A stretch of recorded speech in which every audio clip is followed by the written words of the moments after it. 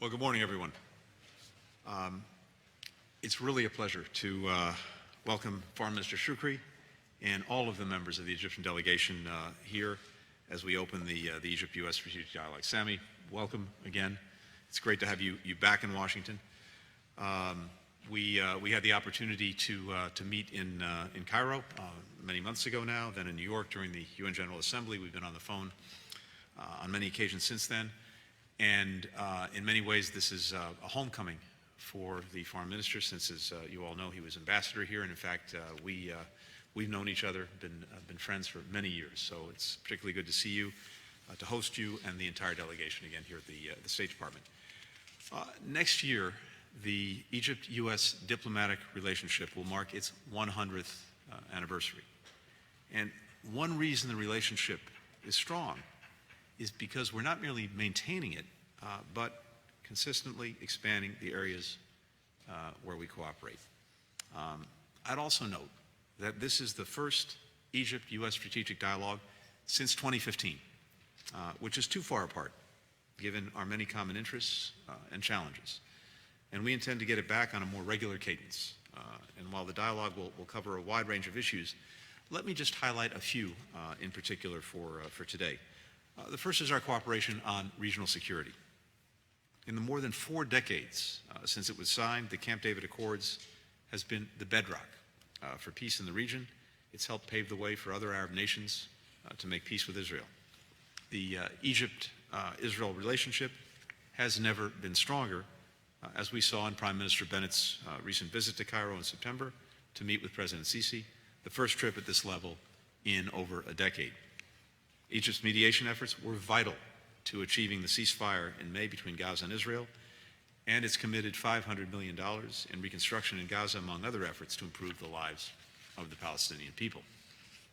In Libya, Egypt has played a key role in pushing for an inclusive political process and for elections to be held on time in December.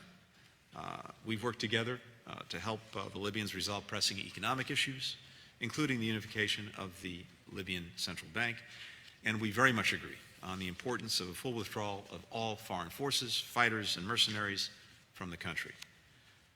On Iran, we share serious concerns regarding Iran's destabilizing influence in the region, including its support for terrorism, its ballistic missile program, and the deplorable practice of arbitrarily detaining foreign nationals, including U.S. citizens, to exert political pressure. An Iran with a nuclear weapon would be an even more destabilizing force in the region and beyond, which is why President Biden met recently in Rome with his German, French, and British counterparts to discuss how we can work together to get Iran back into compliance with the JCPOA, the nuclear agreement. On Sudan, the United States and Egypt have a shared interest in getting the country's democratic transition back on track. The military takeover that began on October 25th has been dangerously destabilizing. A restoration of the civilian-led transitional government is the only path to facilitating the aspirations of the Sudanese people, who have demonstrated remarkable bravery in repeatedly coming out in demand for democracy. And as I've discussed with Sudan's leaders, releasing all of those detained since October 25th, lifting the state of emergency, ending violence against civilians are critical first steps to restoring the civilian-led transitional government. The crisis in Ethiopia also puts the stability of the Horn of Africa at risk. We continue to engage with all parties to the conflict and with partners in the region to encourage peace negotiations without preconditions in pursuit of a ceasefire. The United States also continues to support a negotiated agreement on the dispute over the Grand Ethiopian Renaissance Dam that will address the interests of all parties, including Egypt's water needs, something that President Biden and President al-Sisi have discussed directly. Second, this dialogue gives us a chance to deepen our collaborative efforts to tackle global challenges like COVID-19 and like the climate crisis. The United States has provided more than 8.2 million doses of safe, effective vaccines to Egypt through COVAX, as well as about $55 million in assistance to help strengthen the country's capacity to fight the virus, from training health workers to improving the vaccine supply chain. As you all know, we just returned from COP26, where President Sisi committed to more than double Egypt's use of renewable energy by 2035, from 20 to 42%, and reduce subsidies for fossil fuels. We're very much looking forward to partnering with Egypt as it undertakes this transition, including by supporting a visit of U.S. companies that want to be a part of it. We welcome Egypt's bid to host COP27, and we're launching a new Egypt-U.S. climate working group to allow even closer coordination on climate negotiations in the lead-up to that event. Third, our delegations and teams will discuss human rights. We very much welcome Egypt's launch of a national human rights strategy. We're committed to working together to advance key goals, like reforming pretrial detention regulations and protecting the right to a free press and freedom of expression. There are also other issues of concern, more areas where positive steps can be taken, not because the United States or anyone else is asking, but because, as the foreign minister, the president said, it's what's in the interests of the Egyptian people. The work that Egypt is doing, the steps that are taken, are because it is good and right for the Egyptian people. As we discussed this morning, making tangible and lasting improvements on human rights is also essential to strengthening our bilateral relationship, and the United States will continue to support those efforts however we can. The fourth priority is economic cooperation. If you go back to 1978, since then, the United States has invested more than $30 billion in Egypt's development. USAID is currently funding $600 million in projects to invest in the Egyptian people. That includes a new 5-year, $36 million program to increase the capacity of small and medium-sized businesses to export their goods and improve Egypt's trade and investment environment. Across these efforts, our goal is a consistent one: to support a more prosperous and inclusive Egypt. These kinds of investments are not just good for the Egyptian people, but for Americans as well. Egypt is the largest export market for American goods in Africa, supporting nearly 30,000 American jobs. And the $24 billion of U.S. foreign direct investment in Egypt supports more than 40,000 Egyptian jobs. So we're looking for ways to deepen this cooperation. We have a new joint economic commission that we're launching as a result of our meetings this week, which is more important than ever, given the devastating impact of COVID-19, particularly on underserved populations. But it also represents a genuine opportunity for us to work together to, as we like to say, build back better for Egyptians and Americans alike. Finally, for all the work between our governments, so much of this relationship between Egypt and the United States is grounded in ties between our people. We see that in the families and friendships that connect our nations, the myriad ways Egyptians and Egyptian Americans shape American life, from the films of Rami Malek to the news brought to us every single day by Hoda Kotb, to the Egyptian innovations that we use every single day, from the 365-day calendar to the heart transplants pioneered by Magda Yaqub. Our government has provided scholarships and exchange opportunities to more than 23,000 Egyptian and American students, mid-career professionals, including through programs like the International Visitors Leadership Program. That program just marked its 80th anniversary. And one of its most significant participants, if you go back and look at the scope of this program, was Anwar Sadat, who came to the United States for the first time in 1966 with his wife Jehan. They formed bonds that lasted for the rest of their lives, which of course in President Sadat's case was tragically cut short. Jehan would spend decades collaborating with American women's rights advocates, humanitarian organizations, academic institutions, including the nearby University of Maryland, where she taught classes. We join Egypt in mourning her passing this year. So all of this, I think, speaks to the fact that we have an incredibly broad and also incredibly deep agenda that joins our countries. And we need to do this work. We need to keep doing it together, consistently, because ultimately it advances the interests of people in both the United States and in Egypt. We'll continue to invest in all of these opportunities, whether it's climate, whether it's trade, whether it's people to people, whether it's the partnership that we have on regional security and stability, whether it's our work together on human rights. Because ultimately, we know that it's profoundly in our interest to do so. With that, Mr. Foreign Minister Sameh, the floor is yours. Thank you very much, Secretary Blinken. Ladies and gentlemen, good morning to you all. I'm delighted to be back in Washington, D.C., a city that I'm always happy to return to, having served here as ambassador to the United States. And it's my distinct pleasure to be co-chairing with my good friend Tony this round of the strategic dialogue between Egypt and the United States. Let me at the outset thank him for the warmth of his reception and the very constructive discussions that we have had and which we have continued to have an interest in holding, whether in our telephone conversations or during our meeting on the margins of the United Nations. And I'm looking forward to continuing both our personal relations and professional one, and wish him and his family every good wishes.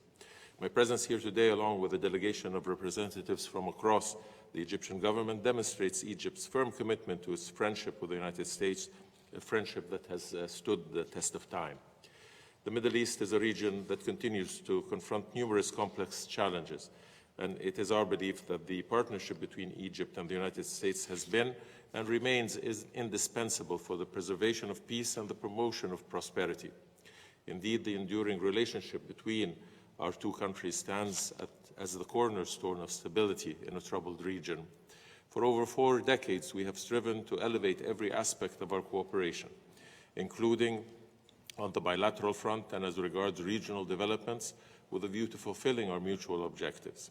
Egypt has remained a reliable partner, willing to share its understanding and insights of our region in support of our common vision. And while at times, and as natural among partners, our views did not necessarily converge, at no time did our policies or strategic perspectives diverge. The previous decade was a period of trials and tribulations in the Middle East. Thankfully, Egypt has weathered the storm and has successfully overcome the subsequent security and economic turbulence that bedeviled the region, and is now standing on solid ground and is fulfilling its traditional role as a stabilizing force in the region. We highly value the central role that our strategic partnership with the United States has played, both in bolstering our ability to confront challenges to our security, including in the fight against terrorism and extremism, and extremist ideology, and in supporting our tireless efforts to achieve a greater and more inclusive growth and economic development for the Egyptian people. Both countries enjoy a high level of coordination at the political level, as exemplified by our latest coordination regarding the situation in Gaza. Our military and security cooperation, which is acquiring an even greater importance given the many challenges to peace and stability in our region, has deepened in many aspects.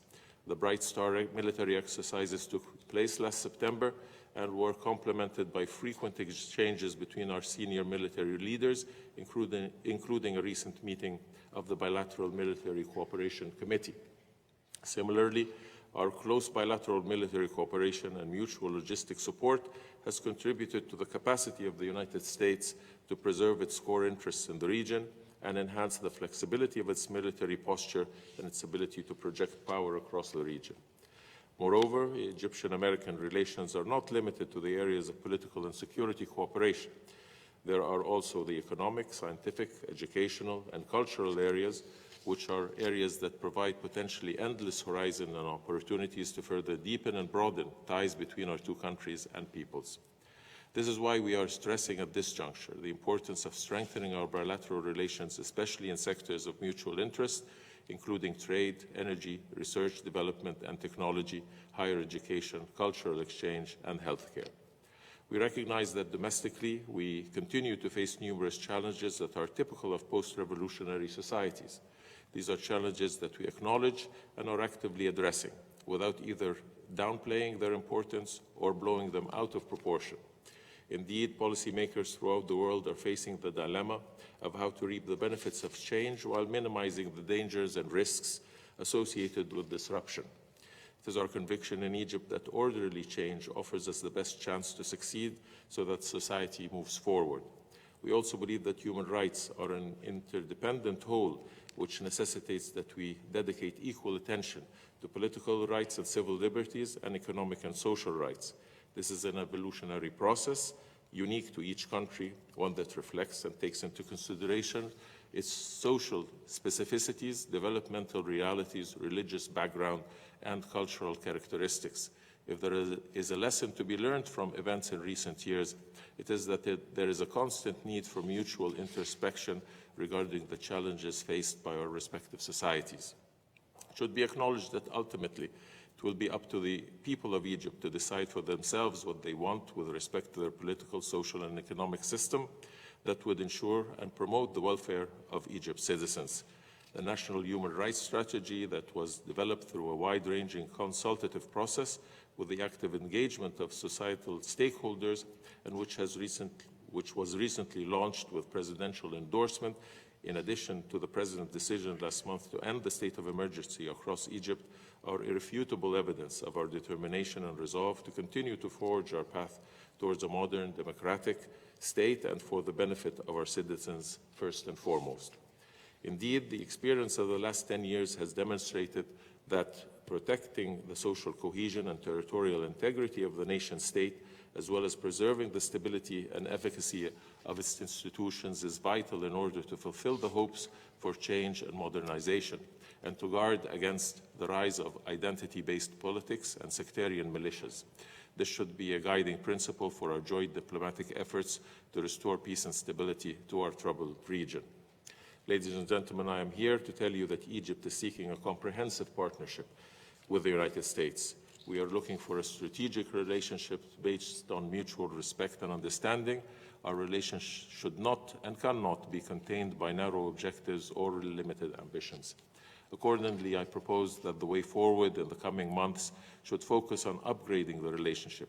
In my opinion, this round of the strategic dialogue provides an excellent opportunity to discuss a variety of bilateral issues of mutual interest as well as regional crises.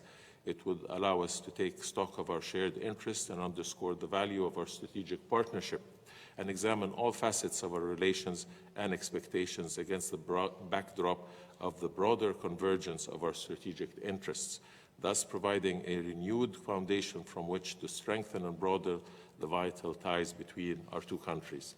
I thank you again, Tony, for hosting us, and I wish both delegations a very successful discussions, an in-depth discussion, and again to reiterate our strong commitment to the ties of friendship, cooperation, and mutual understanding. Thank you, Tony. Thank you. Thank you. Now to work. Thanks, everyone.